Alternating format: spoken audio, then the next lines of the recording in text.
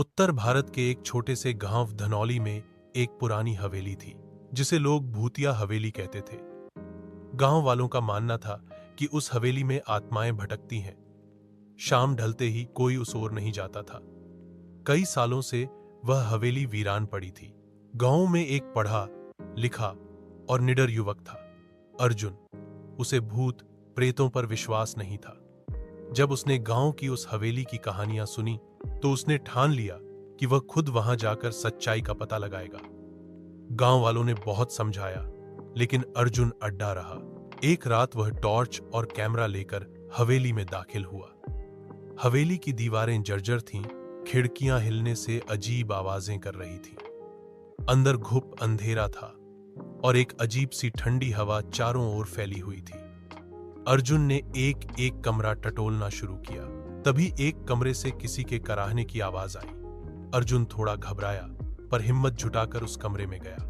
वहां कुछ नहीं था, पर अचानक दीवार पर एक सफेद साया उभरा जो धीरे धीरे इंसानी आकृति लेने लगा। अर्जुन के हाथ पांव कांपने लगे, पर उसने टॉर्च से रोशनी उस आकृति पर डाली। साया एक औरत का था, लंबे बाल, सफेद साड़ी और गहरी लाल आंखें। वह बोली, तू यहां क्यों आया है?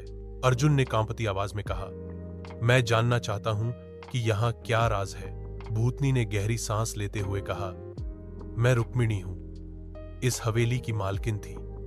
मेरे पति ने लालच में आकर मेरी हत्या कर दी और मेरी आत्मा आज भी इंसाफ की तलाश में भटक रही है। अर्जुन ने पूछा, मैं तुम्हारी मदद कैसे कर सकता हूं?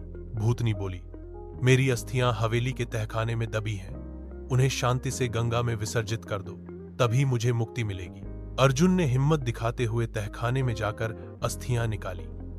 अगले दिन सुबह वह उन्हें लेकर हरिद्वार गया और पूरे विधि विधान से विसर्जन किया।